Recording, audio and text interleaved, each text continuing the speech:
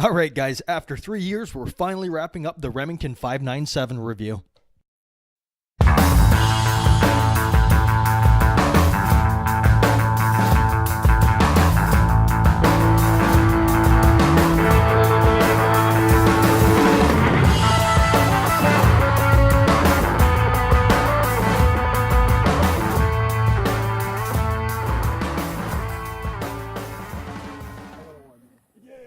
Alright, I guess the best way to tell this story is to go back to the beginning.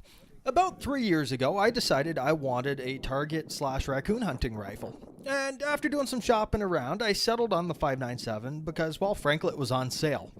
Now, I'm used to rifles not functioning properly until they're broken in or until the barrel gets seasoned on them, but this thing's kind of set a whole new bar for things not working the way they're supposed to. This rifle was having problems with the three major errors you generally have with a new firearm: accuracy, failure to feed, and failure to extract. Now, the original accuracy that I was getting out of this thing right out of the box was about 4-inch groups at 25 yards, and that's still pretty bad for a rifle that's not broken in yet. It also has a huge issue with failures to feed and failures to extract. It spit out the extractor within the first 125 rounds, which started a not so pleasant process dealing with Remington to try to get some warranty work done to it. Now, living in Canada, I quickly came to learn Remington doesn't actually have a service outlet up here, and they subcontracted out to a company in Quebec. Long story short, to get the extractor replaced under warranty, it was going to cost me more out of pocket and shipping than a new Remington extractor. So what I ended up doing, considering all the other problems with it, is as I ordered a bunch of Valquartsen parts for it, pretty much everything you can get for one of these, and just replaced it myself. Now, after replacing the internals with Valquartsen parts, free-floating the barrel, which took a fair bit of work, I had to mill a bunch of material out of the stock, and I ended up doing a full bed job on it, as well as reinforcing the entire stock with fiberglass. I got this thing dialed in to be pretty accurate. To be honest with you, it's the most accurate rifle I have at 50 yards. Even currently speaking, my Rimfire Precision rifle, I've only got that thing dialed in to shoot about 0.6 to 0.7 MOA. Now, the longest standing uncorrectable issue I've found with this is it is very temperature sensitive, and it does not want to function if it's below 10 degrees Celsius or 50 Fahrenheit. It bogs down and you start getting failures to feed, failures to extract, and it more or less becomes useless. Alright, let's talk about accuracy. Now, after picking up the rifle and putting an additional $100 or so into it in a bunch of time, the thing does shoot really well. But generally speaking, if you are looking for a target rifle, you're better off going with something like a Savage Mark II, which I've seen many of them shoot the same types of groups right out of the box.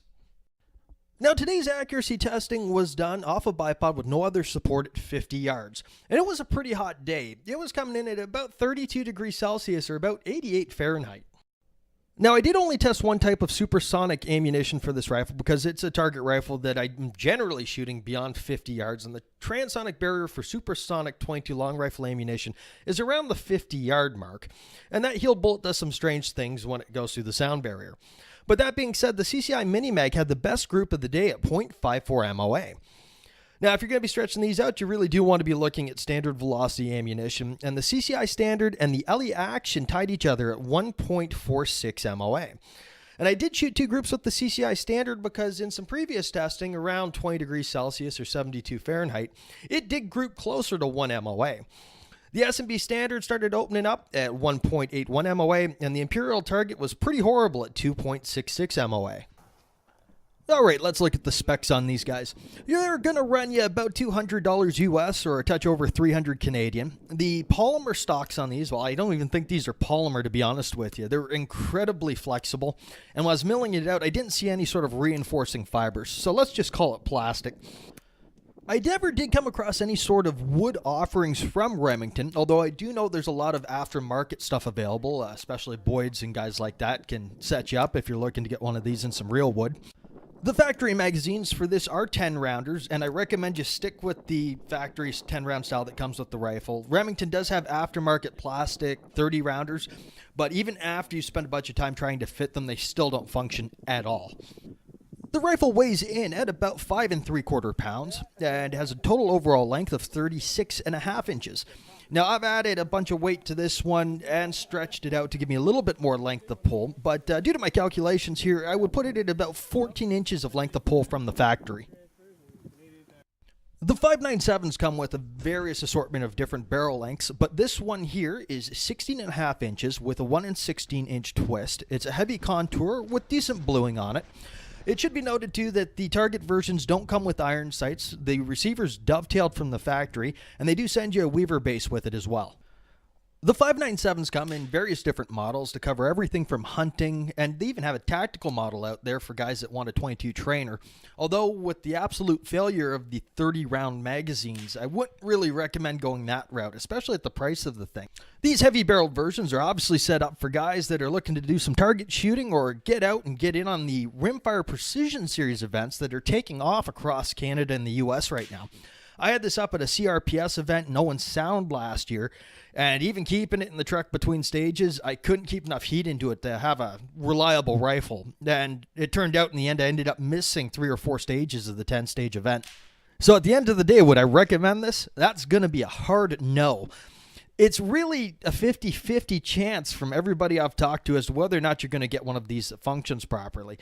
If you live in the southern states, you might have a little bit better odds of getting a good one, but for what it's worth, I'd save your money and look at something else. That being said, if anybody out there's got any good experience and time behind an autoloader and 22 long rifle that I could take out to 100 to 300 yards for a PRS event, I'd love to hear from you in the comments. Till next time, guys.